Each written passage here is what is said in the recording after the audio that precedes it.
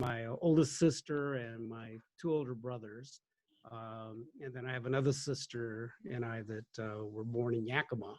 All of us attended schools in Wapato, and we graduated from Wapato High School. Um, and I went on to WSU. Initially, I wasn't quite sure what I wanted to do, but I think initially I was thinking I wanted to be a teacher or a coach. Quite frankly, my first semester there was just hell because I just adjusting to being in college, and I had some kind of personal things that I was dealing with, and also got in a car accident during the first semester. I had gotten pneumonia and bronchitis, and I I had a midterm grade point of 0.93 when I was going there my first semester, and managed to dig my way out of that hole. And I think I ended that first semester with a 2.07. I never got below 3 after that because I just was always fearful of ever getting in that situation again. But it was a bit of adversity, but I think actually I grew from it a lot, and it helped me a great deal in going forward because I just motivated me to not want to be in a situation like that where I was struggling academically. And but I also found what I really wanted to do, and I had even from the time I was a little kid, I always had an interest in current events and news, and I was always fascinated with radio and television. First with radio, and then eventually it became television. Um, when I graduated, well, before my senior year at WSU, I had a fellowship in New York City, and that was a great experience, and also one that was just kind of it opened my eyes a lot from going from growing up in the Valley and going to school at WSU and then going to New York was a big experience, and actually it ended up being a great experience. It really opened my eyes to a lot of things. And I came back and I actually did an internship in Spokane first at Creme Radio and Television. And I was fortunate before I graduated that I got my first job at Como Radio in Seattle. And it was really my WSU connections. The professors at WSU that had told me about the opportunity and also were there to support me. And I had a great support system there. I also had a good support system from, there were some fellows in the, people in the Chicano studies area that became mentors and friends, and they helped me a lot, particularly times when I was struggling. I could always kind of lean on them to help me when I was just, for guidance, to give me support, and that was very helpful during that time. From WSU, I started at Como Radio in Seattle. I worked there for 2.5 years, from like 1975 to the beginning of 1978. Then I moved to King Television. I worked there for 15 years and really did a variety of things, from producing to hosting to doing documentaries to doing some news reporting, sports reporting. I was very fortunate to have a lot of different opportunities when I was there. It was also a very different time because there were, when I first started there were only 3 stations in Seattle. And of course, now everything has changed with cable operations and just so many other things. But what's that? I said just a little bit. Yeah, just a little bit. Just a bit. And then from King, I went back to Como and worked in television news for a couple of years. And then I moved to KCTS, and which was a public station, and worked there for 23 years, doing really a variety of things, from hosting to reporting to producing to managing. I was a director of production there for about 7 years, and then moved back into I never actually gave up the producing part of things because I wanted to keep my hands into it. And then my last years there, probably about my last 10 years there, were really focusing on producing material and being involved in covering politics a lot. When I decided to retire, good part of it was because I just had reached a point where I felt like the business had changed a lot, and I also just kind of wanted a break from things. So it worked out quite well, I think, for the timing of everything for me when I decided to retire. Although I retired from working full time, I actually have been keeping really busy. I'm more semi-retired because I've kept my hand in producing and doing some hosting.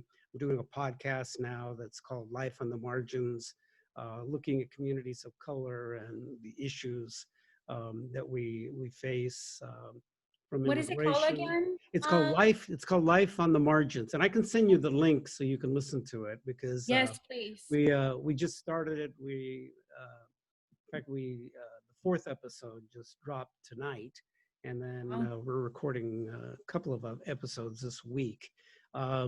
And with everything that's happening right now in the world, I'm actually glad that I'm still have my hand in doing some things because obviously we're really at a shaky time, I think, in the country, where we're sort of kind of on the brink, and I think nobody really knows where we're going, partly Yes. because of the COVID pandemic, but also I think with what has happened to George Floyd, and people are angry and upset, and they want change and they want justice, and unfortunately, I think some of the things that are going on with the protesting, to some extent, I know that's happened here in Seattle. It's been hijacked by kind of outside forces with other interests that are extreme, I think, on the right and the left, and they've come in and they've really caused some damage, looting and damage, and I think what concerns me most about that is that I don't want communities of color to be blamed for these things, because I can tell you firsthand that a lot of the people that were causing the problems were young white men, and because I saw them down there, and so I think it's a time where, as dicey as things are, it's a chance for I think a learning opportunity. I think for us as Latinos and also from other communities of color to reassess our values about what we want, but also I think to help a lot of white people have some better understanding of their privilege and how things are different. And so it's a great opportunity, but it's also a hard time. So we are in a very interesting situation right now. When I had been contacted by Phyllis Gutierrez Kenny, who used to be a state legislator, and she's from Wapato. She grew up in Wapato, but Phyllis is a longtime friend of mine, and You have some fans in here, Enrique. Susana is from she's a I saw that, yeah, I saw that. Who else is from Wapato? Go Wolves. Go Wolves, yeah. There you go. All right. Well, there's just you and me. So anyway, I still, I'm still a hardcore Wapato Wolf as well as I am a Cougar. Right. Anyway, Phyllis she's been a mentor in many ways and a supporter. And I think it was about 2.5 years ago, she contacted me and said, I want you to apply for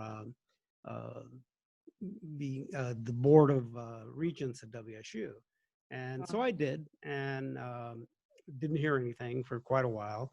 And actually, it was about last summer, I was playing at a CMAR golf tournament, and a fellow named Jesus Sanchez, who works at CMAR now, but he's also from Toppenish, and he came up to me and he said, "Hey, congratulations." And I said, "Well, for what?" And he goes, "Well, didn't you hear that the governor's office wants to appoint you to the Board of Regents?" And I said, "No, I haven't heard anything." And so, and as I guess, yeah, I know that was exactly it too. And I didn't know what was going on. And then I did talk to Phyllis again and a few other people, and they said, yeah, that something is in the works and you might hear about it. And then I finally did get a call from the governor's office and the fellow who heads up their appointments, telling me that the governor wanted to appoint me. And I was thrilled. I was thrilled because it's at a good time in my life where I have time to really focus on it. And I was thrilled because I'm a WSU graduate. My son also went to WSU. And I was thrilled too because as far as I know, I don't know that they've ever had a Latino on the Board of Regents. So, so I was ready to go and to integrate and infiltrate the Board of Regents. And it's a good group of people. One of the other board members is Ron Sims, who used to be King County executive as well, and he's a good friend. So that is helpful. I come on at a very interesting time because obviously with the COVID pandemic and a lot of questions. So I've had a lot of Zoom meetings about WSU, but I'm really excited about it. Yeah. So Enrique, I think we have some news for you. What's that? Do you want to unmute yourself? What's that? Oh, mute myself? Sure. No. We have some news for you. Oh, news. Okay. Yeah. And Rafa, do you want to say something in response to that? Oh, okay. I know where you're going with this. Enrique, so I would love to say that you were the first Latino Board of Regent member, but actually I was. Oh, good. I was. Oh, were you a student board of me? Oh, okay. Right. Great. In 2012 and 13. So great. With Governor Greg Wire. And like you were saying, it's just kind of like you don't even think like, why me, you know? And I made this, and it's kind of surreal, but you know, you will have 6 years of it. I had one awesome year. I liken it to be Miss America for a year. That was it, you know, and then it was just kind of goes by quickly, but it was such an honor and pleasure to be able to serve in that capacity. So that's great. That's good. That's good to hear. So everyone, we are now witnessing, we have both of the Latinos who have served on the WSU Board of Regents. Would you look at that? Hey, all the way from Wapato to the Board of Regents, you know? So yes. So you know, I'm glad that you're saying that because it must have been a tremendous journey for you from Wapato to where you're at today.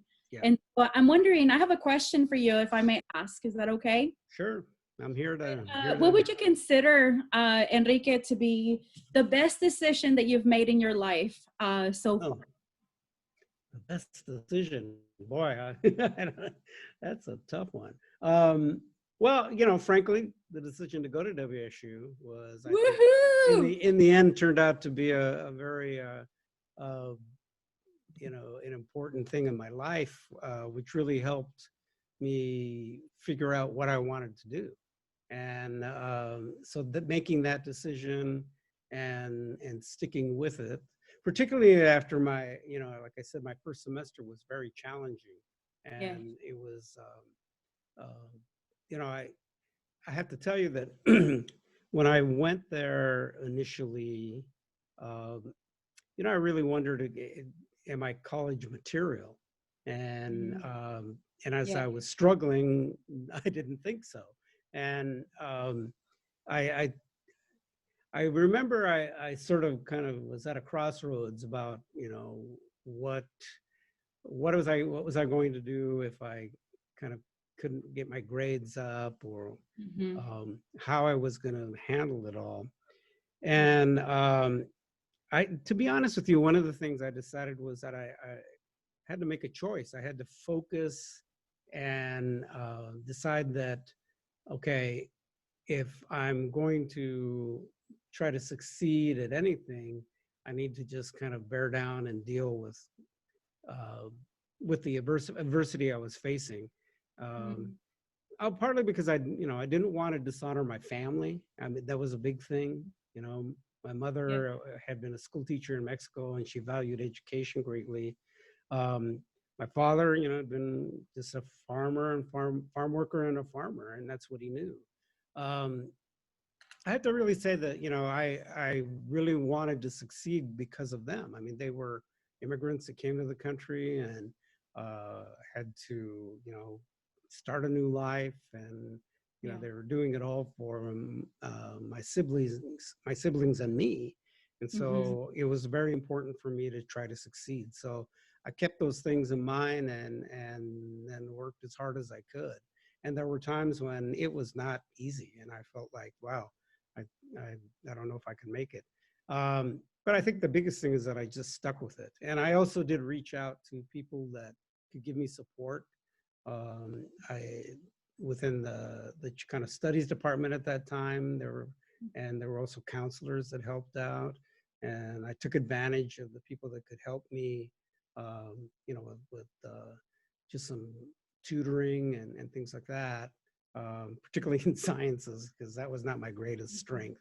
And and I just took advantage of well, really, I don't know, taking advantage is the right word. I think I just took up the opportunities that were provided people to get some help. And I just decided that that's what I wanted to do. I think the other thing is that, I was going into an area that I was like the only Latino that I can remember. I mean, there were African Americans and there were some Asians, not very many of us, particularly in the 70s. But it was, I don't know, I kind of felt like it was something I wanted to do. And I also wanted to stick with it so that I could maybe open the door for somebody else. And I did have, professors that supported me, I think because they just, saw that I was trying to succeed and working hard at it. So, it was a long journey at times, but it was worthwhile. And I'm glad, biggest thing, like I said, I'm glad I went there. I'm glad I stuck with it. I think that's one of the biggest challenges sometimes, particularly when you come from a background where there's not a lot of, maybe within your family, you don't have a lot of examples of people that are going to college and things like that. And that's a lot of pressure for you to be under to go and do those things. It is. But I think, there need to be more people, young people look to us, to have, if they can see someone like you in a profession, that's going to open their eyes and maybe open their doors to think about doing something else and think about, accomplishing things. So that was important. I think that was important. Yeah. That's awesome. I actually have a question, Carla. Is it okay if I follow up? Awesome. I'm looking right now in your background, Enrique, and I just love that picture that has many, many words that all of us really can identify with. La familia. And I think as people of color, our family units are who we are, and it makes us who we are today. And I think that, as they say, the older you get, the more you start thinking about the life lessons that your family and the mentors in your lives have they've done what they've done for you. And so I'm looking right now and I see escucha a tus padres. Yeah. And that's such an important thing that I wish I would have done more. And as the older I get, the more I'm starting to realize, oh my gosh, all those life lessons come to me daily. So my question to you, Enrique, is what is one life lesson that you remember or you hold dear to you that your parents taught you? Oh, by the way, that escucha a tus padres, I point that one out to my son all the time. And that's still a work in progress. My daughter, not so much. She's okay.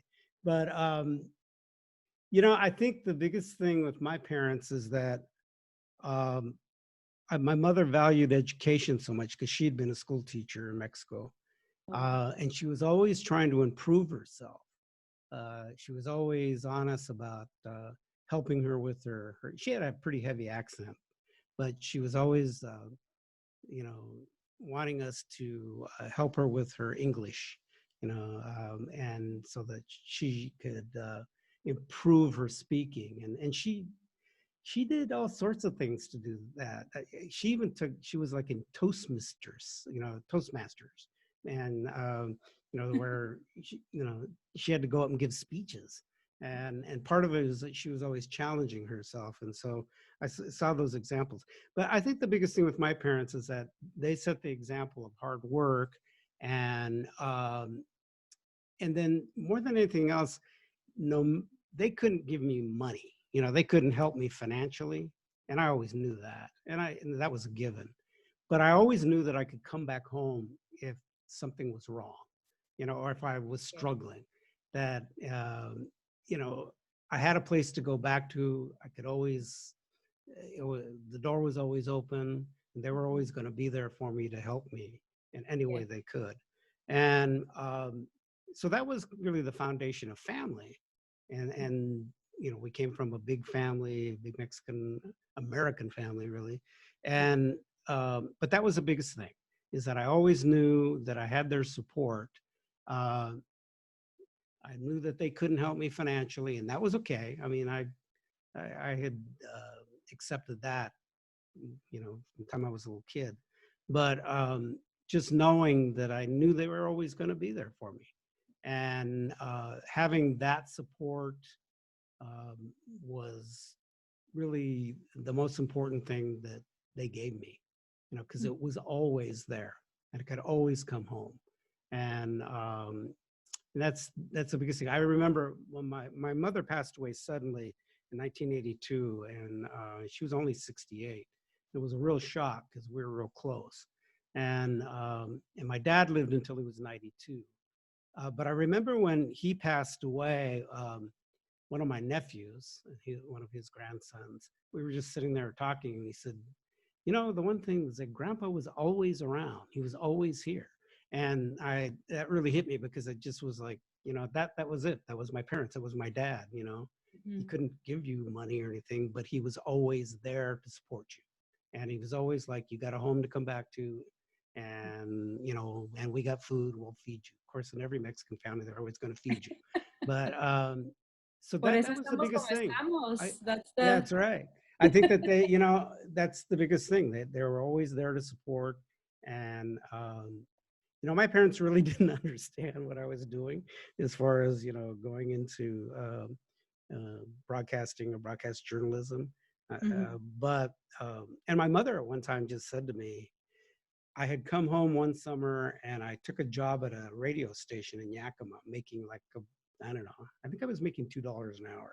And I had turned down another job where I could have made, pretty good money during that summer.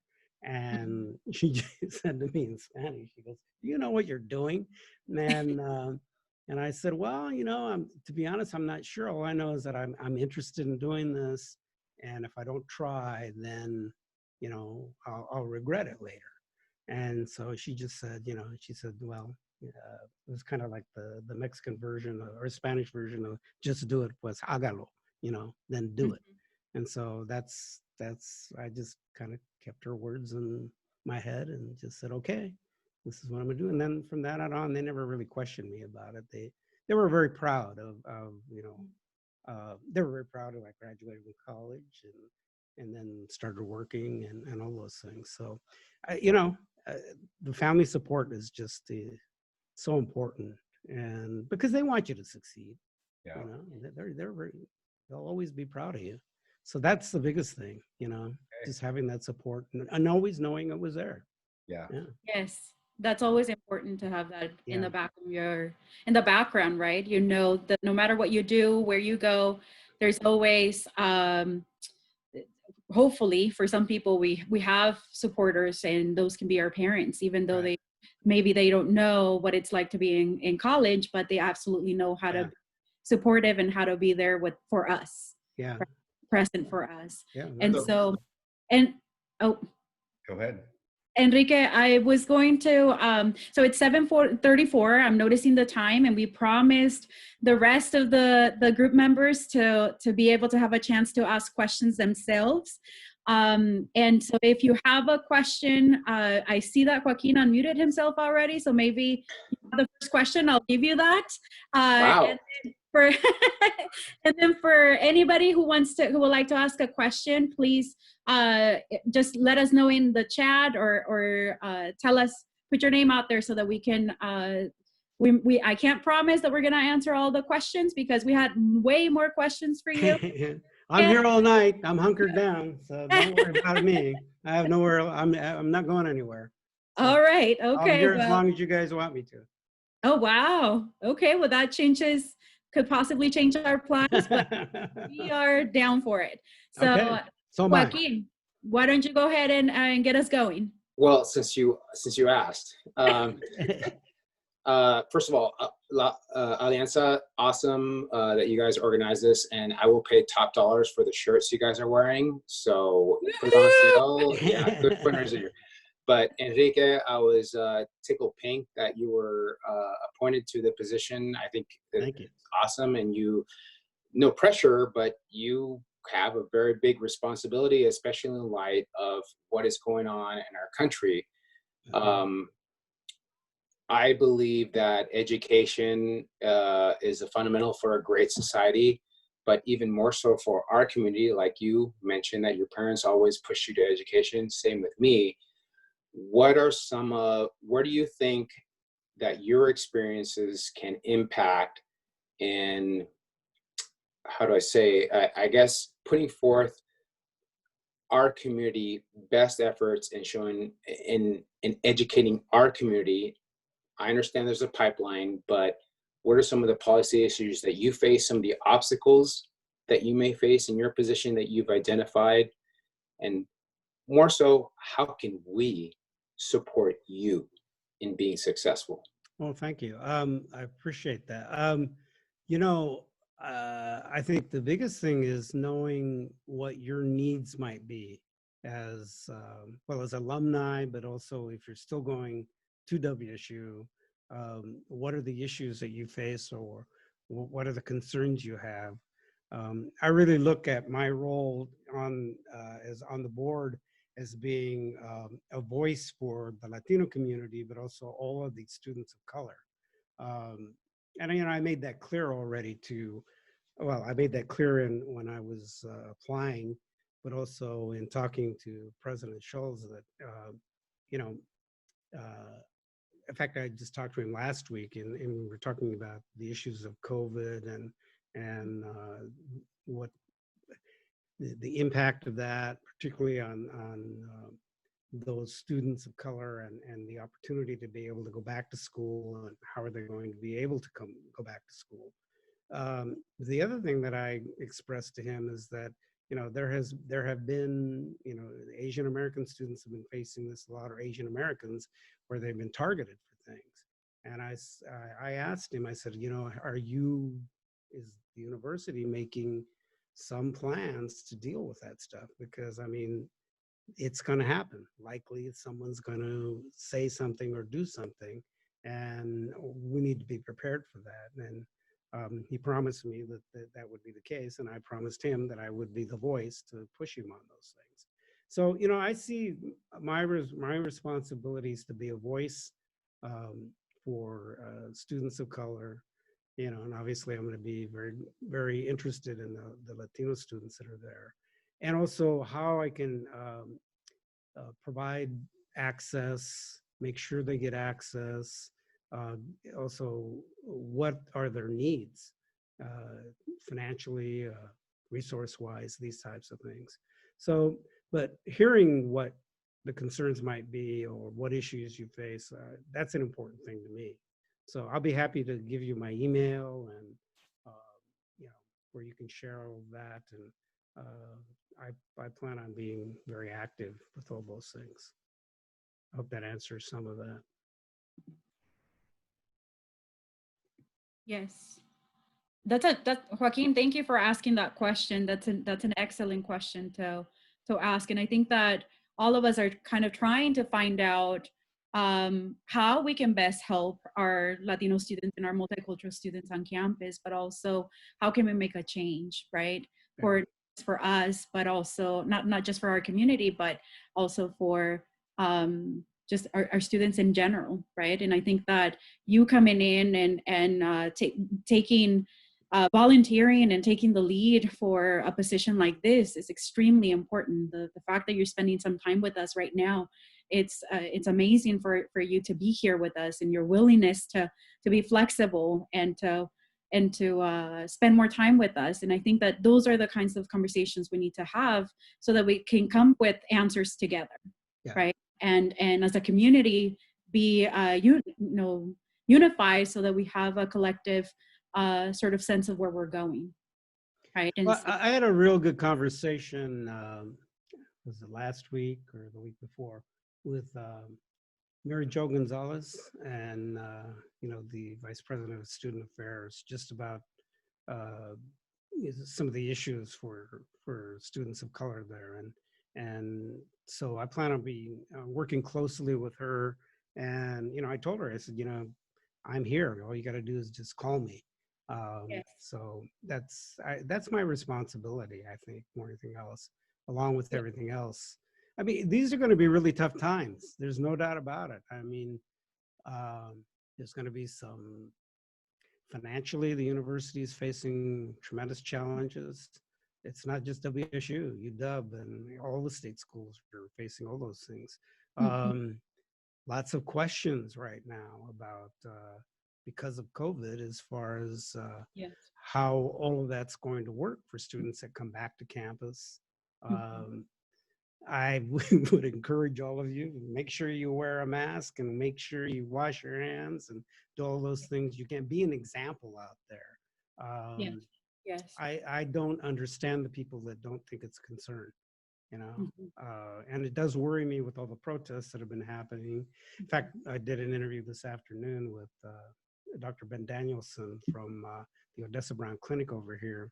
And, his main medical clientele are community of color and Black and brown. And he's very concerned that that the cases are likely to go up because of the protesting and the closeness that people have had being out there. People wearing masks, but a lot of them not. And so, we have to deal with that. And so anyway, and in our communities, we have people out working in agricultural areas. That's driving to their jobs, or and they've been fighting hard to make sure that they have the gear they need to stay protected.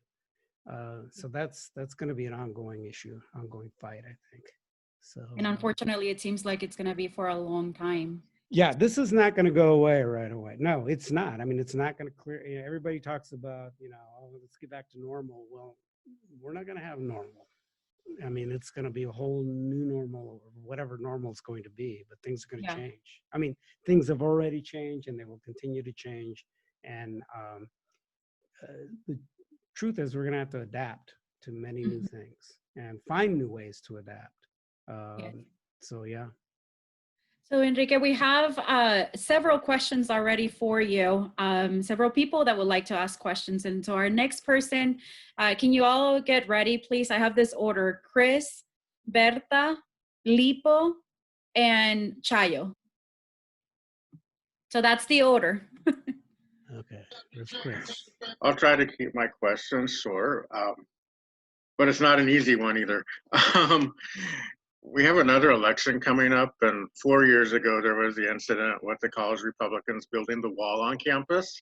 And I want to say the response to the university was underwhelming to the community.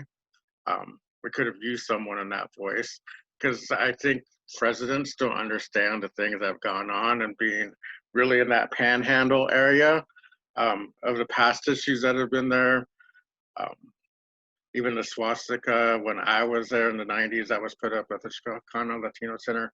So I would just like to know how you would address those kind of things with the school president and with the regents, because like I said, their response was, and no offense to Mary Jo, but was just to add another VP of something without ever really addressing the issue. And we know that, like, the president, they're busy posting a lot of racial stuff on Facebook. As a college group, I think the president came back later trying to recruit for Identity Europa, a white supremacist group. And the university's kind of response was just like, free speech, free speech. without really thinking about how it was affecting a lot of their other students, because that's kind of been the typical response there. Yeah, yeah. That's a good question and a tough one. Well, personally, I would most likely raise some hell about it because I remember all of that, and I remember too that the thing about that I think needs to be looked at is that from a free speech part of it, okay, but what is to me, it's almost like in the same vein of people that are looting and vandalizing. What are their intentions and motives here? And if their motives are not good, then I think then the university has to make sure that they take a stand to say that's not acceptable. And I think that they probably be some debate and some, among the board members about that. I know that I would be raising it real loudly, and I'm sure Ron Sims as well. And I think that, hopefully we would make a decision that says, anything that is really aimed at harming people or disrespecting is not going to be acceptable. And so that's going to be, it'll be interesting to see as we go into into the coming year with an election as to what we might face. And I'm not quite sure yet. I think we're seeing some things that are happening in the protests around the country where you're getting some outside forces involved in creating chaos and problems, that the university needs to be ready for that. And that's why, I brought up the issue of some of the things that the Asian American community is facing right now. So it's my responsibility to make sure that a voice is going to be raised about that. And that's one thing I can promise you is that I will do that. And if I'm not, let me know, because I won't be on campus all the time. I'll be, over here most of the time. But I would like to know what is going on. I'd also like to know if there's, Facebook stuff or emails going back and forth, if there's flyers that are being posted. I want to know about it. So yeah. You can help me with that. And I think on that note, we absolutely can help you out with that. And I know that Mary Jo is it's in our Zoom meeting as well. And so, I'm not sure if at some point she'll come in, but I do want to say that since both of you are present right now, is that as you can see, La Alianza, it's catching up some strength, and I think that we should be part of some of the conversations. We're alumni, right? So we're not we don't have much of a say in some of the things that have to be done at WSU, but we can certainly, as Latino alumni, can have a voice also. And so we would absolutely love to be part of those conversations. And I can probably speak for my team and some or most of us that are here with you today, and count on that. And we will. We're pretty vocal in some ways, individually, maybe not through La Alianza, but individually we're very vocal, and also together too, as a group. And so thank you for kind of opening that invitation. So we'll make a note of it for sure. So our next question, who was it? I'm running there. Our chat is pretty active right now. So let me try to find. Berta, Chayo, and Omar. Thank you. We miss Lipo. Yes. Berta. Hola. Bienvenido, Enrique. Thank you. Welcome to our family. That you were part of, but now you came back. We must be. I was lost. I came back. Yeah. Yes.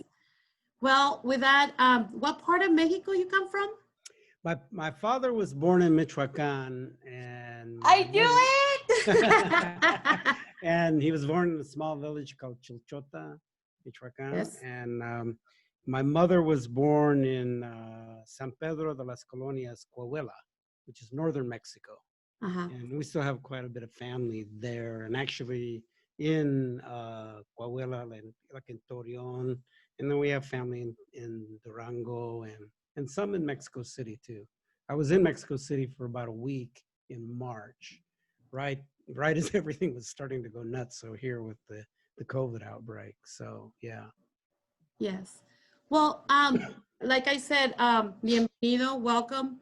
And the struggle is still going on in it has gone through different phases. You were talking about some of the struggles you went through. But I graduated in 2005. Mm-hmm. And I just want to bless you. I want to give you all my blessings and be strong. I know you're strong. I'm sorry. I want to say continue strong, because when you took this job, it's like, imagine you're the new kid in the block. We want you here because your voice and your strength is our struggles from the past as well. So I don't want to come across like condescending or anything. I just want to give you this much blessing because your job is very important among us. We're waiting for you. And the struggle is still on. It has gone through many phases, but we're here. We are here, and we are in an email far away, or I live in Othello. I'm not from Othello. Othello, Maggie, and Rafa. But my question is regards to what I said of being strong and willing to voice everybody's needs, questions, but at the same time, the strategy, or like the university has strategy for whatever, to continue on. But my question is more so, do you have any idea, based on your experience from being at WSU, and to how to, I would say, answer all those questions, all those needs that every student have, especially Latino? One example is some classes are taken away, like, some programs are being emerged from where you were here, since you were here. So is that a need that it will come up and say, we would like to have those departments not being synced, but we would like to start a new department with history, Chicano Latino, or things like that. Since I was there, things have changed. So I would love to see things change in that direction. Our students need to be educated in as it, I don't know, the plan that it was before. So I would need to know more about what's changed there and what the current programs as they are. I mean, these are things that I'm really in the learning process about, along with understanding some of the issues that we're facing now financially, and also with the impact of the COVID virus and the pandemic. So I need to know more about it, and to know what's changed, how it's changed, those types of things. To be quite honest with you, I don't know right now, and but I'm be happy to learn and to be given some background on it all. I'm in a learning process, for all of this, and one of the things I haven't had a chance, normally in an orientation for a new board member, you'd go over to campus and spend some time. I wasn't able to do that because of the pandemic and the stay-in-place order. So everything has been via Zoom, and that's a whole different experience. And there's still so many things I've got to learn, and try to get an understanding of. So it's very much a learning process. But I'd like to hear, again, what and some specifics that would help me about understanding how things might have been, what's changed, and what you'd like to see. And So that's about all I could tell you with that. Yeah. But, you know, I'm here to learn and to try to find out what's going on. Yeah. Thank you. Yeah, you bet. All right, we have Lipo next. And just to let you all know, we as a team, we noticed that it's 7:55. For those of you that would like to stay here after 8, you're welcome to do so. But don't feel pressure or obligated to do that either. Just leave your comment if you need to leave a comment or would like to do that. But I think because Enrique, you've been so flexible and willing to stay on, and as you can tell, we have lots of questions. Well, Very difficult questions. I'll give you my email as well. Well, you Yes. have my email, so. Yes, I do. Yeah. I have your cell phone number too, so All right. Well, hey. Careful. So let's go ahead and so our next person is Lipo, right? Yes. Yes. Hello, Enrique. Hi. Thank you so much for spending this evening with us. It's a pleasure to see you in person or virtual person. Yeah. My question is about earlier we talked about being able to serve our students and contributing to their success. And I wasn't sure if your time here in the past at WSU, if you were aware or were involved with the CASH conference. I was not. No. Okay, the reason why I ask is because I feel like the best way to get those students completely immersed into our WSU Familia and the culture we have here is those opportunities when they come to visit WSU with the CASH conference. If you look around our room here, we are surrounded with former CASH conference co-chairs. Let me ask you one question. Can I ask you, what is CASH? CASH stands for the Children of Aztlan Sharing Higher Education. Okay. It is a student-led conference. It is being sponsored by MECHA, also supported by the Division of Student Affairs and other ASWC fundraising.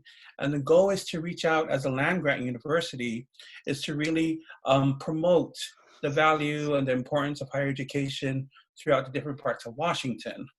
And it's also twofold because it gives you opportunities to the students we have here at WSU to be developed, to tap into some of the strengths, to give back to their communities because they're very passionate about that. So it's a twofold. It's about promoting education, extending the land-grant mission of the university, but also to really develop our student leaders here at WSU. And so my real question is that next year, we'll be celebrating the 25th anniversary of the conference and its existence here at WSU. And this may be a informal invite. I would like to see, is your schedule available? Thinking about November of 2021 to maybe make a special guest appearance to our 25th anniversary CASH conference? Sure. If I'll just give me a date, and so I can put it in the calendar and make sure I'm going to be around. Okay, then. As soon as WSU Athletics release that football schedule for next year, I will be on Carla's phone to get me your contact information. Sure, no problem. It'll be an honor. Thank you so much. Yeah. No, that's just for me. It will be awesome if you can make it to our CASH conference. Yeah, I'd love to. Yeah. Yeah, no, definitely. Thank you so much for your time. Yeah, you bet. Yes. Who's next? Let me take a look in here. I think, what do we have? Tayo is next. Tayo. Hey everyone, Hi. Good to see a lot of great and familiar faces. And Enrique, nice to meet you. I've actually known about you for some time, so it's really great. So much of your story resonates real strongly for me. My roots are Mexico and Texas, so soy Tejana, I guess, on my father's Mexicana on my mother's side. So Tamaulipas, so I was actually born in the Rio Grande Valley. So migrant background and grew up in Quincy, Washington. So currently serving as Vice President of Student Services at Wenatchee Valley College. I spent 20 very illustrious years at WSU as a staff member. I'm very proud of my time there and work there, and actually also an alum. I received my PhD in higher education. So, so a lot what you shared resonated strongly. So thank you for sharing that. So currently at serving a region that is rural, but I like to say is more rural than the west side of the state. There's a lot that we do as a community college system to serve Latinx populations. Much you will say is often a great feeding ground for our four-year institutions. So just, would love to learn more about what you know about, not so much the community college system, but representing this side of the state. One thing I've learned in my role is, even before that, is that we have just different needs on this side of the state, particularly relates to our immigrant population, and in the context that we're dealing with now too. It's we often are in very conservative parts of the state. So just would love to hear more about how you feel we can help you, but then also what you think might be your challenges. Well, I think the one thing you bring up is just that kind of east-west tug of war. And on one hand, you have a lot of WSU people over here. And so I've been trying to encourage the president that he needs to have a bit more presence over here because of that. But having grown up on the other side of the state as well, in Central Washington, and spent a lot of time on, as well as Central and Eastern Washington, I know the dynamic of the political part of it there, and the conservatism, and the fact that it raises a challenge at times. Well, more than just a few times, because like the mindset is really different. It can be very different, and then very challenging at the same time. I think that my role is really to make sure that the balance is equitable to a large extent, as best as possible. But again, that comes back to what are the needs of the students in Central and Eastern Washington, and to make sure that they have accessibility to WSU, either going to school in Pullman, or whether it's at the Tri-Cities, whatever, because I think more and more it's like what works for you. Not everybody can go to the four-year institution. Maybe they need to go to do courses through like Tri-Cities. It might work better for them, depending if they're working and those types of things. So I would really like to hear from you, as to what you think, what you need help with, and how we might be able to open the doors for more students to get to WSU. And so please don't be afraid to give me a call, or if you can wrestle the number away from Carla, although I think I can give it to you too.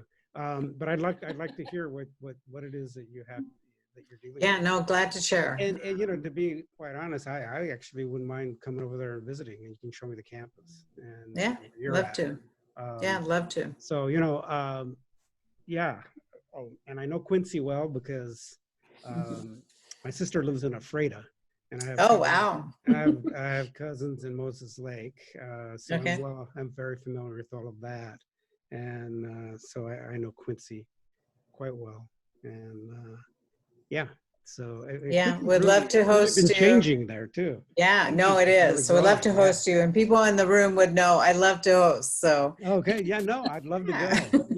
That's the thing. I mean, I want to be able to get out of my condo and go some places and see people and meet them. So Yeah, we haven't reached phase 2, just so you know. Yeah. Well, we may be, I don't know how long it's going to take us to reach phase 2, over here. But yeah, anyway.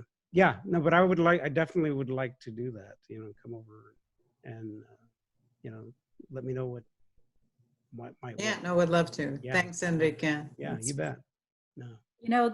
All this conversation and questions is reminding me of really the mission and the purpose of La Alianza, which is what we're seeing right now in life, and we're seeing it live, making connections with one another, getting to know a little bit about each other, making even invitations and things like that. And I love it. I love hearing that. And I know, well, networking is crucial. I mean, yes, particularly once you're in school and then when you get out and for an alumni, my career would not have, I got opportunities because of alumni, people either I went to school with or that, were alumni and connected me. All of my jobs, I have to say, were because of alumni that helped me. And so I was very fortunate in that respect. Yeah. Mhm. All right. Well, I'm sure you're going to have fun when you visit Chayo. She's great at hosting for sure. She'll feed you well too. Oh, good. All right. So we have our next question. It's by Omar Sanchez. Hey, hi everybody, and congratulations on the new appointment as regent of WSU. My question, well, I want to give you a little bit of context. My first year at WSU, some of you might remember in fall 2006, there was a border wall demonstration in campus. Mm-hmm. And something that happened there during that time is that the college Republicans were really quick to reach out to Fox News and start talking on a national spectrum of what's going on. And at the same time, I remember sitting in a meeting with whoever was the ASWSU president, and Dr. Streamers was there, and because he was put on the spot by these college Republican students, and they were basically telling us, don't reach to the media, we don't want this to get out of proportion. And that repeated itself a few times during the time that I was there, and they always trying to silence our voices. They don't want us to speak out of how we're being attacked by other students outside of WSU. And I find that really concerning because they don't tell that to other students. The college Republicans were real quick to go reach out to the media or reach out to the Seattle media to talk about what was going on. So I would like to hear more about what would be your take on that. And then also, I want to get your perspective on more of what's going on in current events with all the protests that's going on, and what is the role of media, because something that I noticed is that particularly with like Spanish media, like Univision and Telemundo, they are doing a horrible job actually presenting information, and it's making it really hard for our communities to not be anti-Black. And so I just kind of want to hear you from your experience as working in journalism and stuff. Well, as far as a situation like you mentioned with the college Republicans and that,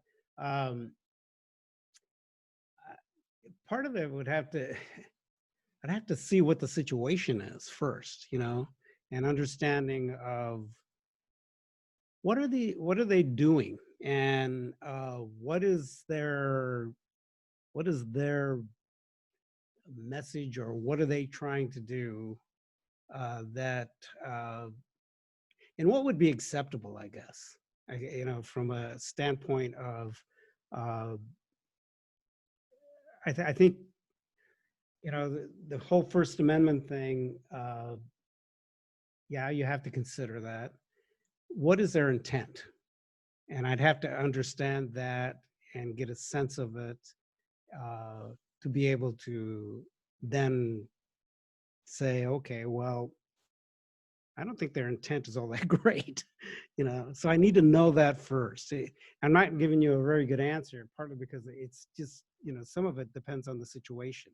And then I think you have to examine that first and then see how you're going to react to it. Plus, I mean, what are their intentions as far as what they're trying to do? And if it is in a way that is extremely negative, that is harmful for students or demeaning to students, then I think, yeah, we gotta have a conversation about that. And so we'll see if a situation comes up like that. I'm sure it will during the time that I'm on the board. I haven't seen any of the coverage of Univision or Telemundo on the protests. You bring up something interesting, because I was just having a conversation with a good friend of mine. I have a group of guys that we're close friends. We've worked together, known each other for probably 40, 45 years, because we worked at King Television at one point. So every week we do a weekly Zoom call, just to kind of, because we're getting older now. So, just trying to stay in touch with one another. Also, one of our friends is in Lima, Peru.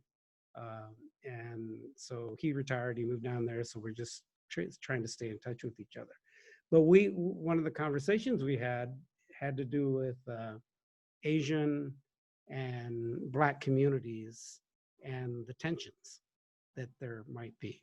And we've been having those conversations about how our communities at times, I guess how our own communities can be racist toward other folks.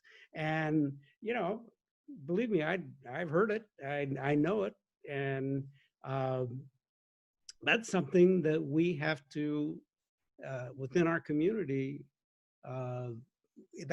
we have to challenge that, I think. I used to have some, pretty strong, heated moments with my parents about issues, particularly regarding the gay community. Partly because they were Catholic. I think from a Mexican culture, they really had a hard time with that. When I was an intern when I had a fellowship in New York, I was exposed more to the gay community, and I didn't really have a problem with it. But I remember coming back home and my mother just, having a real problem, and we'd have these big debates over the whole thing. So I do think that there's an issue there. And I do think, there's an issue that Latinos have an issue with other cultures in some respect. And I think, have to understand, particularly with what we're seeing with protests right now and things, is that, if we aren't united with other communities and trying to work together to deal with issues, either from that African Americans face, which we face, Asians face, all of that, we're not going to get anywhere. We're not going to make any progress. So we need to work together, and we need to challenge our own cultural racism that we have, I think. I don't know if any of you guys know about the legacy of the Gang of Four over here. Bob Santos, Roberto Maestas. Roberto was a really good friend of mine. All of those guys are good friends of mine, and Larry Gossett and Bernie Whitebear. And, Larry is now the only remaining person from the Gang of Four. But the one thing I learned from them is that how do you work together? And I actually moderated a conversation. This was probably it was before Bob died. So it's going on several years now. But there was a kind of a national legislature of our lawmakers of color, and they were having a conference in Seattle. And so we did a kind of a session about how the Gang of Four work together. And it was amazing to me, all the people that attended this thing, and it was very well attended, that they were surprised to hear how well the different communities work together here. And because that was in a lot of other cities, that doesn't happen in a lot of other communities. But those guys set a standard and a legacy for working together, because their whole concept was that we could all work in our separate ways, but we're not going to get anywhere. They're going to play us. So their whole thought was that we work together, united, we're going to get more done, and then people aren't going to be able to mess with us. So frankly, that needs to be the mindset that we need to have nationally, so that we can make progress, so we can get our communities to get involved civically and to vote.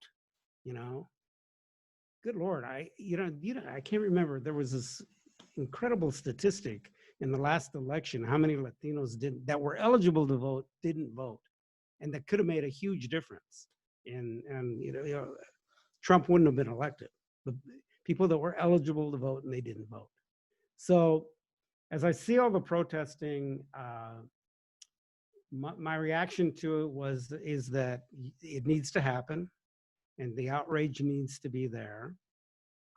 What I don't like the looting. I don't like the vandalism. I think there's other forces at play there, and somehow got to deal with that stuff.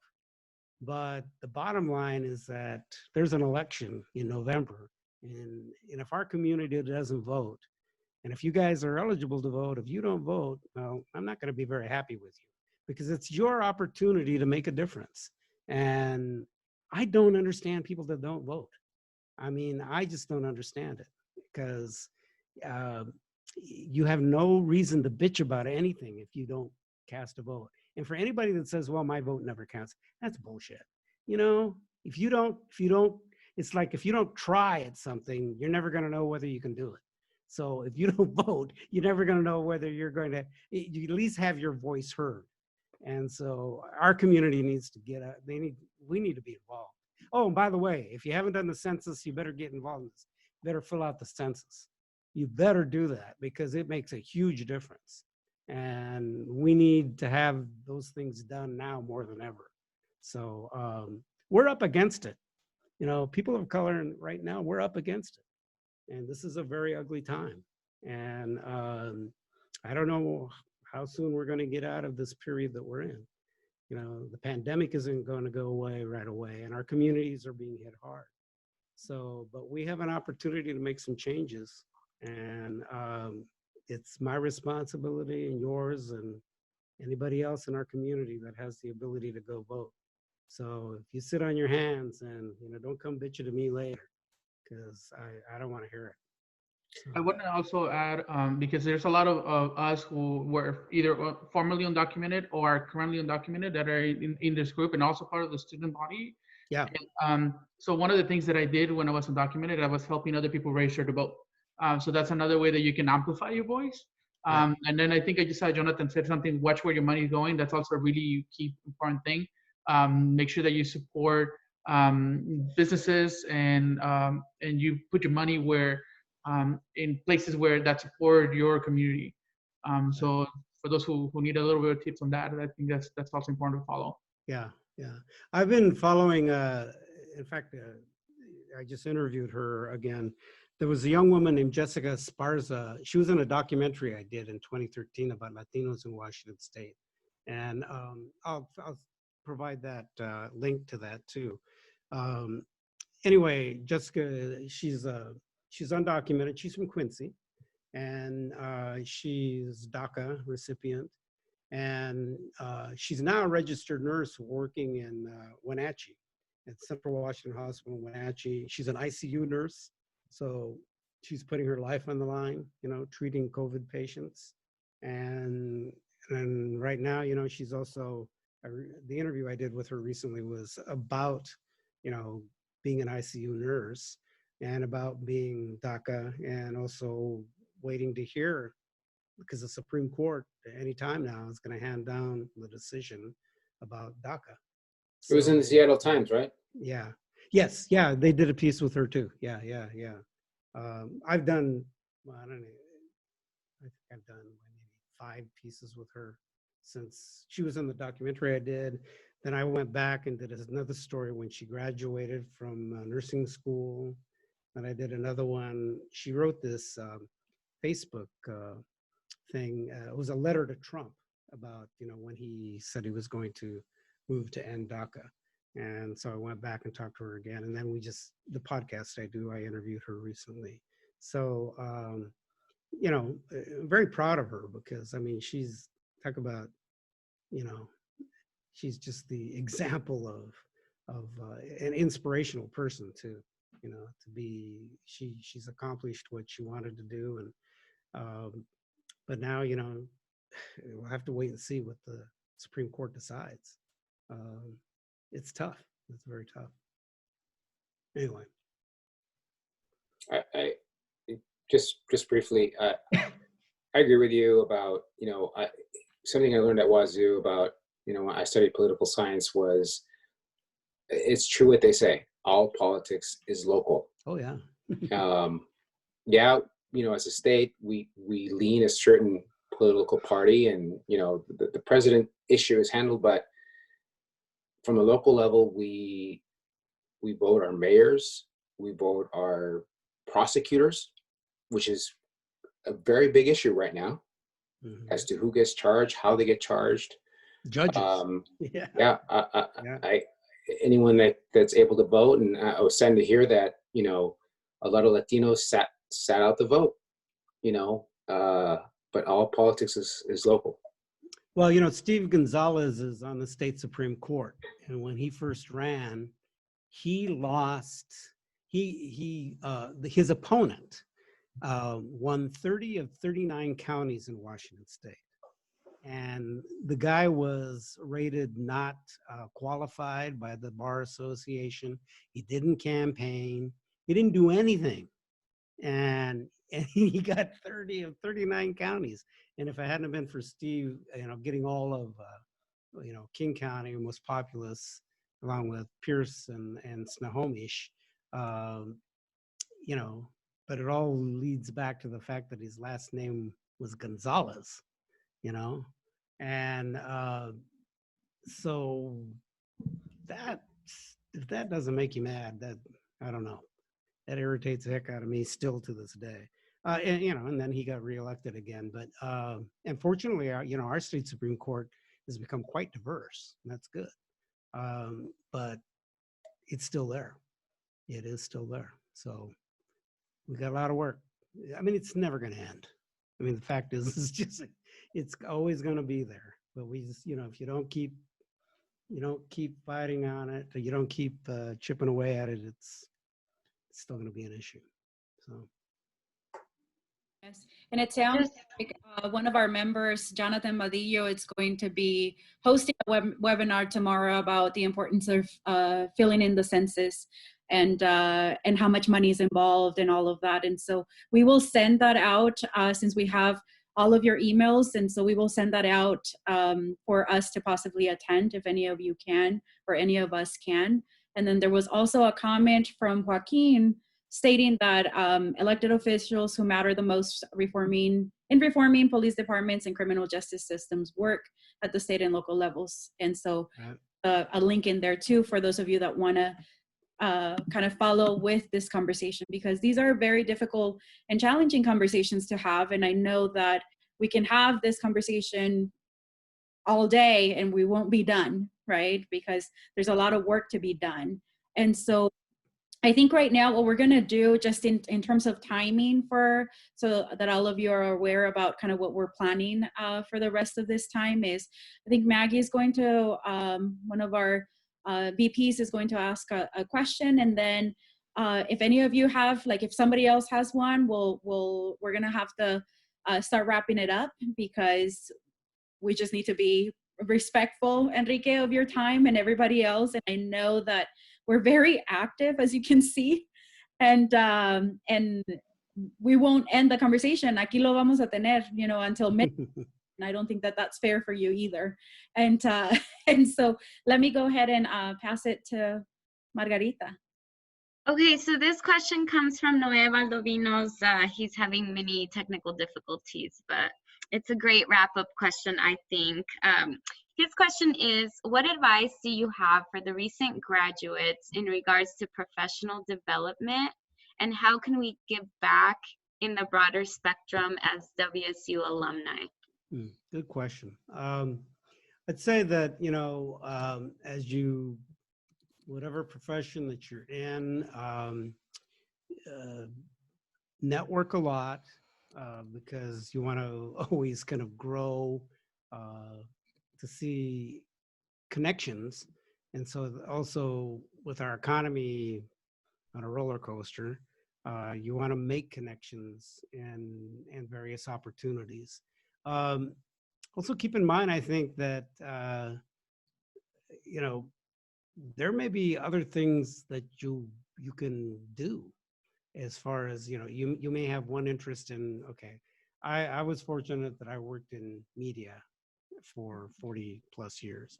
And, you know, but I know a lot of my friends that weren't able to do that. I know they had to go into different directions. But the other thing that I learned in just even in the work I've done is that I was always kind of keeping my eye on other types of opportunities, other ways to grow and learn. The media business, you know, it has changed a lot. It went from you know, the more traditional broadcast journalism and working for a station to now, you know, there's the digital world just changed everything. Like now I do podcasting. Like now, I mean, yeah, I've been learning how to audio edit, and which has actually been kind of fun. And the same thing with even just because of the technology has changed and gotten so much better. I've shot stories of my iPhone and sold them to people. So there's sharpen your skills and be ready to always learn new things and be open about learning new things. It's because I think in our world it's about adapting. And a lot of my friends that worked in traditional television, they really struggled. And actually, I think people that worked in newspaper business, in the print business, you know, suddenly they worked for newspapers. And then and newspapers and journalism are challenged these days, and they either had to go do something completely different, like sell real estate or whatever, just to make a living. So keep your eye open, keep your ears open to changes, to how you need to adapt to what it is how you can use your present skills in new ways. So keep those things in mind, and then network a lot. Just network a lot, and then also for our communities, network with, you know, the people in the Latino community as much as you can to keep contacts and to see what opportunities are there and to build relationships, because you know, sometimes people just remember you from something, and they will. I mean, that's happened to me a lot. And I'll get a call and say, hey, can you come and speak at this? Or can you come and do this? Or can you come and, we're looking for somebody to produce this? Or can you give us advice on how to do something like this? And so it's just that opportunity thing. Keep that all the time. I'm sorry, go ahead. No, I was gonna say, I read on your website that you also do weddings. I do. Yes, I have. Yeah. In fact, I officiated the wedding of one of my former colleagues at KCTS. And so I have a couple of those certificates from, what is it, the minute? You can go online and do that. So yeah. I offered to do my daughter's, but she turned me down. So anyway. She goes, no, I want you to sit there. I don't want you to do that. I said, nah, that's fine. I probably would cry. I cried as it was. So yeah. Yes. Yeah. So it's just, you know, be prepared to just try new things. And because I think I think that I heard it said that, you know, sometimes more people these days are going to have, you know, what, 5 to 10 different job opportunities or different types of jobs that they might do. So just keep your options open. Yes. Thank you. Let me go ahead and before some of us, some people are already logged off, but not many. I don't know if you noticed that we still have 26 participants here staying with us from beginning to end. So you are our most popular person right now. Haven't bored you too much yet, huh? It's such an exciting time. And so can I ask everybody to unmute their video, please, so that we can take a picture? We're going to have to take a couple of photos because we have 2 pages. Yeah, please do. That we need to take pictures. Send me one. And so if you can, if not, if you don't have your clothes on, don't do it. Don't want to see anything that we're not supposed to see. This is not that kind of group. All right, so let's see it. We see a couple. Vanessa, are you taking our photo? Yes, ma'am. I am working on it. All right, so you'll give us the instructions as people kind of take their videos off. And you can tell us when we start smiling so that we look. Yes. So I need my first group to start smiling now. Ooh, I don't know who your first group is. So that would include, sorry, I feel Let's like. just pretend we're taking the photo. Pretend, yes. Let's just all pretend we're taking all the photos. So just. Okay. Rafa, I need you to like put your hands down. Rafa, escaso. Lipa, smile. Vane, I need a smile from you as well.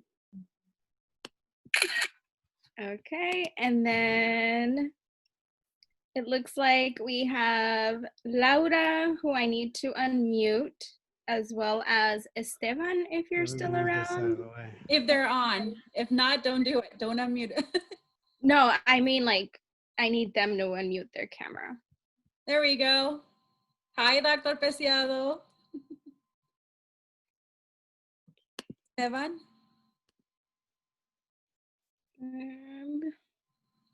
All right, let's just okay. take it. I need those smiles. Yay. Perfect. Yay. Thank you, So guys. I want to know where everybody's at. So can everybody tell me where you're at right now, or how many of you are in Pullman? How many are? We're in Spokane, Omar and I. Spokane. I'm in Denver. Denver. Where? Who's in Denver? Centennial, Norma Duran. Oh, hi. Hi. I'm in Kennewick. And welcome, Enrique. Hi, Norma. Huh? I'm in Kennewick. I couldn't hear. Hi, Norma. It's Susana. Where are you from? Where? I'm from New Mexico, Las Cruces. Okay. But my parents are from Aguascalientes. Oh, okay. And they met in the United States and got married here. So, but I'm so happy you joined the Board of Regents. Thank you. And thank you.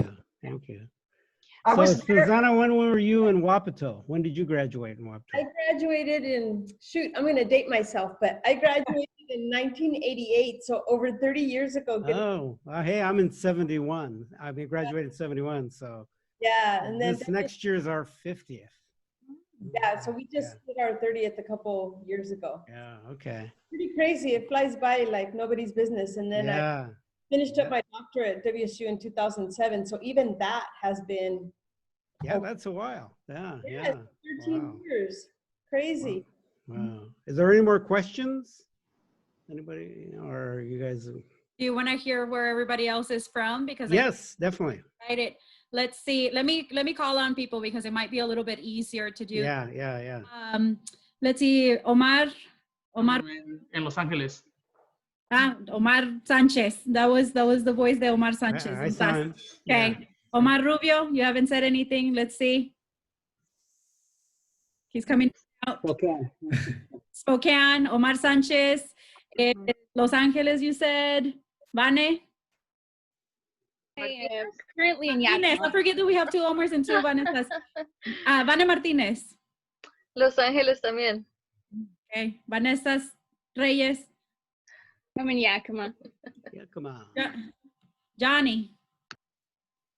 I'm located in Eastern Oregon, Hermiston. I've been to the town.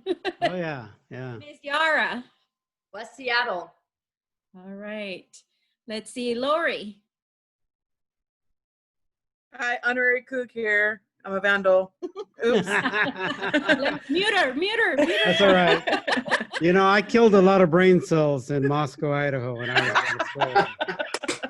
No, seriously, because like when I was a sophomore, the drinking age was 19, you know, so Yes. I heard about I those don't even know how I times. got home half the time. But anyway, yeah.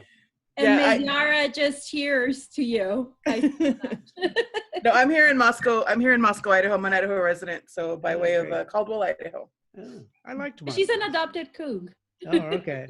That's good. That's good. Yeah. Great. Good. Rafa? Oh, yeah. Pullman, Washington.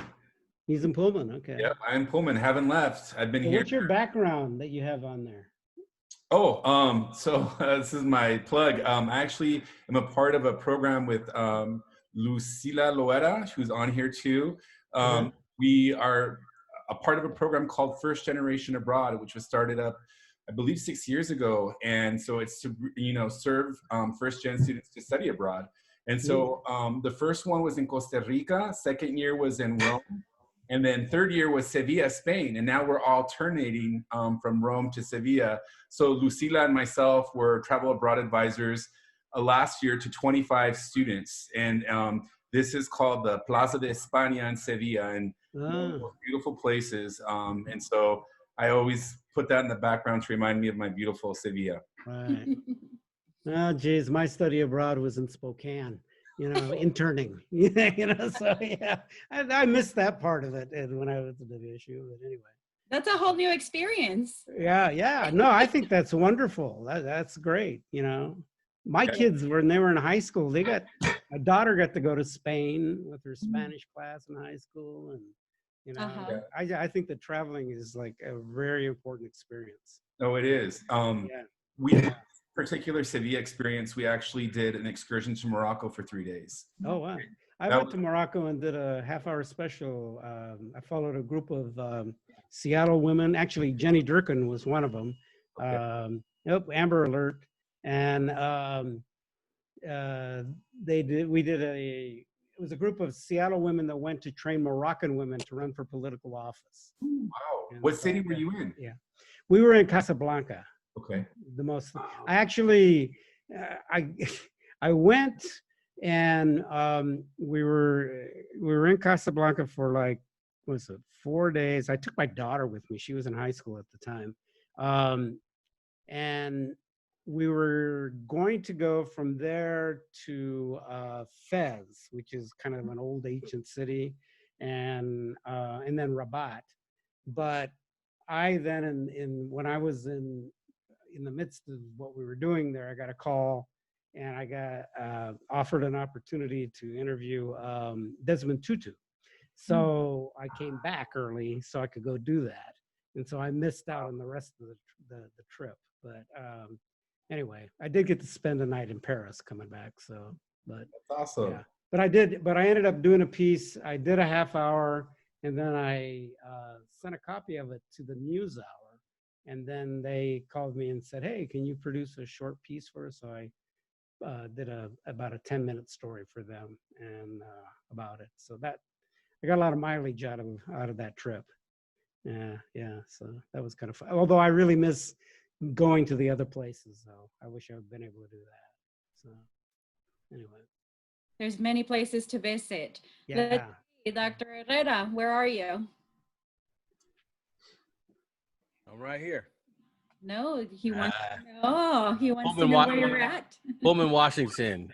Good to meet you. Nice to meet you too. Regent Cerna. I've been here since 1992, originally from California. And so I serve as assistant dean of the graduate school now, preparing students for grad school and also recruiting students to come to WSU for our graduate programs. Right. Good to meet you. Welcome. Nice to meet you too. Look forward to meeting you in person. All right, Karina, you're next. Tell us where you're at. If she's still there.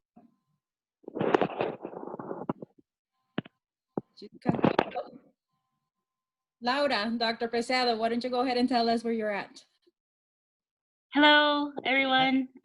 I'm in Lake Tapps, Washington, in the west side. All right. Cool. All right, Joaquin Hernandez. Originating from East Los in Califas, moved to Pullman, culture shock, and went to law school and now live in Seattle. Where in Seattle do you live? La Shire neighborhood. Okay. Yeah. All right. All right, Karina, let's give it a try again. Coming in. She told me she was coming in. Hold on. Lucy, why don't you tell us where you're at? I wrote in the chat, also in Pullman. I've been working at WSU since, I've been here since 1995. Former president of La Alianza, and I'm actually on the WSU alumni board as well. So I try to stay engaged as an alum. And I oversee some of the programs that were alluded to in terms of supporting first gen, low income, underrepresented students that come to WSU.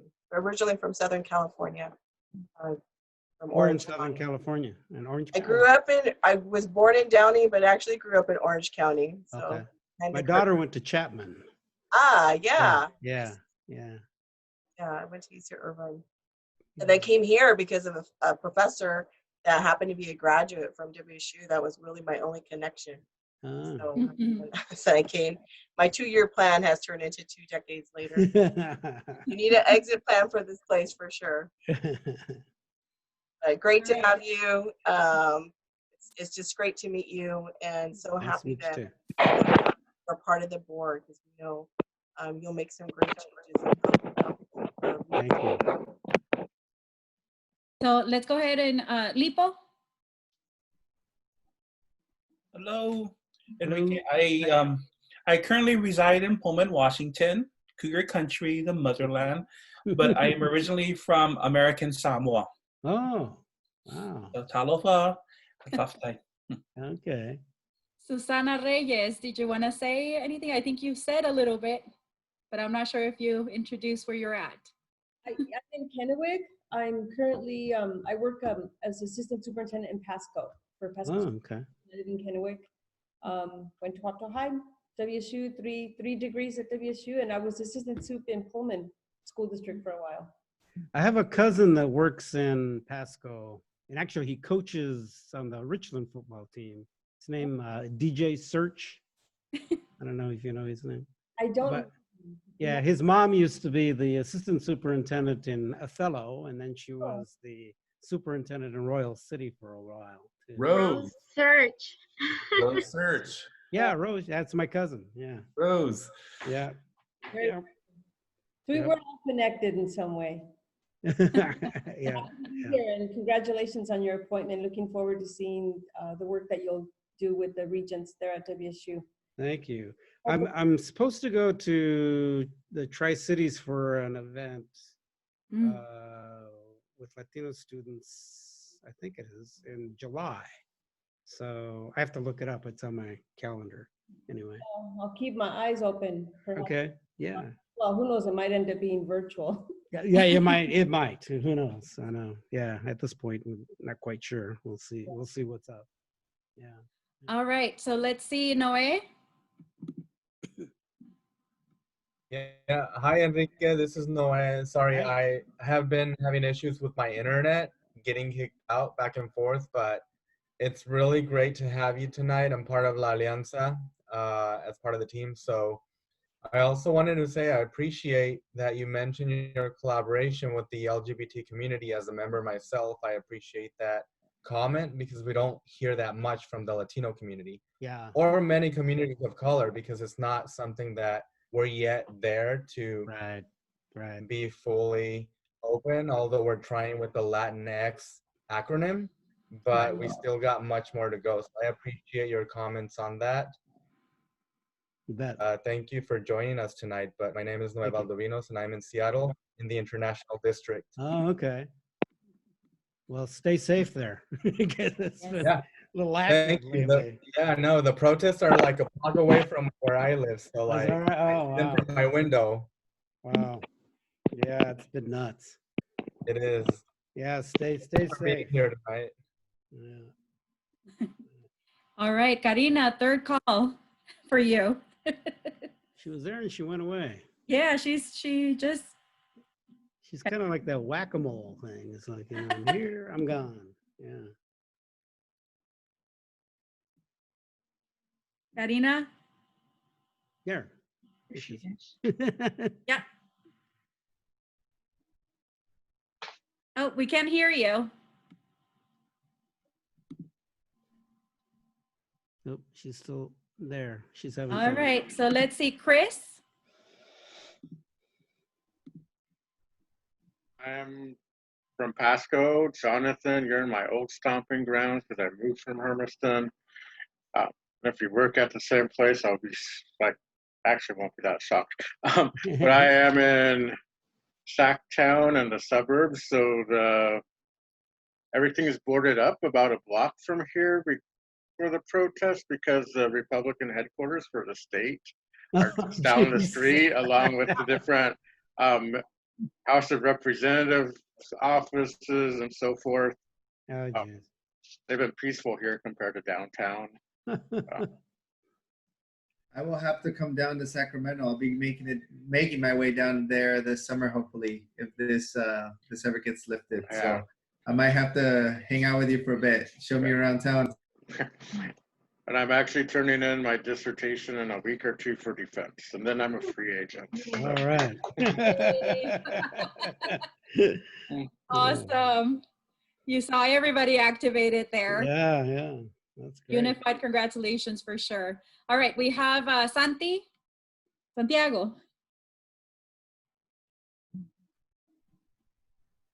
Hello, ¿me escuchan? Sí. Yes. Okay. Well, I reside currently in Pullman, Washington, but originally I come from Colombia. Oh, okay. So yeah, I work here in Pullman in Schweitzer Engineering Laboratories. Mm-hmm. This lines up with my career path. Nice to meet you. All right, we Nice have to just meet you all. Privileged to be here. A ver, ¿me escuchan? Sí. Karina. Fine. Sorry. Technical difficulties. I didn't check my audio before joining. I'm calling in from New York City. Whoa. So I'm like passing out already. But it was great to tune in. Well, you got a curfew there, right? Okay. Today they gave us an 8 o'clock one. Yeah. Yeah. It was an Where early in New one York? today. Where are you at in New York? I'm in South Harlem. Oh, okay. Yeah. Mm-hmm. I was supposed to actually be in New York. I had a trip planned for like just 10 days there, the 18th through the 28th. But then Coming soon. had to Yeah. cancel it all. I had tickets to go to a Broadway show. Broadway shut I down. was gonna go see I wanted to see the Yankees, but the Mets, we were gonna go to the Mets and all this, So yeah. Oh well. Next year. Yeah, I hope so. Yeah. Well, stay safe. That's what it's looking like right now. Yeah. Stay safe. Stay safe and healthy. Yeah. Karina. What was that? No. I thought you were done. Sorry, I interrupted. Go ahead. No, it's okay. I can be done. Nice to meet you. Great to meet you. Looking forward to more meets. Yes. You too. So we have Esteban and possibly Tony and Christina. Those are the three. Unless I left anybody else out, please let me know. Ray. He already went? Oh. No, Dr. H already went. Esteban? Thank you for inviting me. This was a very good discussion, and congratulations to you, Enrique. Thank you. My name is Esteban Mena. I'm originally from Harrow, Washington. I currently reside in Kennewick. Where in Washington? Hera, just west of God. Wapco. Hey, yeah. I played Little League Baseball in Hera. Yeah, Yeah. Still there. Yeah. No, I know where Hera is. Been there numerous times. Yeah. Hera and Brownstown, near White Swan, all that stuff. Yep. Yeah. All of those were stomping grounds were. Yeah. Cool. All right, let's see, Christina. Hi, I'm Christina, and I'm with the Alumni Association here in Pullman. And it is my great pleasure to work with all of these wonderful volunteers and alumni. Great. Nice to meet you. Tony, if he's there, and if not, oh, he's there. Hello, everyone. Hello. So I'm recently living and working in Pullman, Washington, as well as working at Schweitzer Engineering Laboratories, making, electric power safer, more reliable, and economical for everyone around the world. I grew up in a small town called Leavenworth, Washington, and then originally from Jalisco, Mexico. Oh, wow. Great. Yeah, glad to be here. Hi, hello to everyone. Nice to meet you. Now, there's a change going from Jalisco to Leavenworth. Yeah, very. Yeah. So just in case, I just realized I didn't say where I was from. Tony, you just reminded me. So I grew up in Ensenada, Baja California, Mexico, and woohoo, and I then moved when I was 15 to San Diego, California, and so that's where my mom is at and the rest of my family. But I'm here in Pullman with my kids and my husband. My daughter lives in San Diego. Beautiful city. Yeah, she's married to a San Diego guy. So yeah, I like San Diego. If I ever get out of this place, I'll go to San Diego again. So, Awesome. We'll be there together. All right, Chris Cooper. All right. Wife is from Ensenada. Awesome. The global coup. Yes. Nice. Yes. Nice. All right. So I think if we got everybody, unless please unmute yourself and say it, because I'm trying to keep up with all of it. We're good? All right. Could we do the Mecha clap? I remember, I'm sure when Enrique was there, we used to do, somebody lead it? I would love to hear it. Lead it for us, Mama. Huh? Lead it for us. No, not me. Omar Sanchez. I'm very shy. Okay. Let's get Omar Sanchez to do Omar, it. Omar can do it. Come on. Oh, are we going to adjourn this meeting? Is that what's going on? We are. We'll adjourn the meeting. Yes. We'll adjourn the meeting afterwards, but I think just to, as you can already tell, Enrique, it has been such a pleasure and honor really to have you here with us. You have made such an impact in us already, just by hearing that you were selected, and then now making you, like hearing you speak, and it just feels like we're all part of your family. And please make sure that to reach out to us if there's anything that we can do to help you all this process. And so I'm just so honored, and I just feel thrilled at everybody for attending, because I think that this is the kind of work that the Alianza is that's what we're here for. Mm-hmm. It's exactly what we're here for, part of what we're here for. And el poder estar en nosotros, right? The power is within us to do what we need to do. And this meeting actually speaks a lot for what we can do together as a team. And so honored to have all of you here. So thank you. I'm gonna go. Thank you. Thank you for inviting me, and thank you everybody for hanging around and listening to me ramble on. And if I ever make it over to Pullman, somebody has to make me tortillas. Oh, we'll make you whatever. That will be Maggie. That will be Maggie, and I'll make you whatever else you want. Okay. And also let us know when you're in Southern California. We'll love to meet you over here too as well. Oh, I'd love to do that. Yeah, I'd love to. Yes, yes. Yes. Right. Lipos stating the pozole. I got you. All right. So we'll be good. All right, Omar, are you ready? Everybody, please unmute themselves so we can hear the power. And I haven't done this in like quite some time, so this is an awesome request. Okay, so let's do it. I'm gonna watch. I don't think it works very well with the mics. It's a little delayed, huh? But you can just do it all alone. Okay, thank you. Thank you, everyone. All right, you guys all take care. I hope to see all of you in person at some point. And, do you want me to come back sometime? Yeah. And Carla, I will, you'll have my information. I'll Yes. send you a link to the podcast and other stuff. So, yes, please, and we'll share it. All We'll right. share Well, it. yeah. And Thank definitely, we will love to have you back. Sure. No doubt about that. All right. All right. Go Cougs. Thank you. Okay, go Vamos, Cougs. Cougs. Go Cougs. Adios.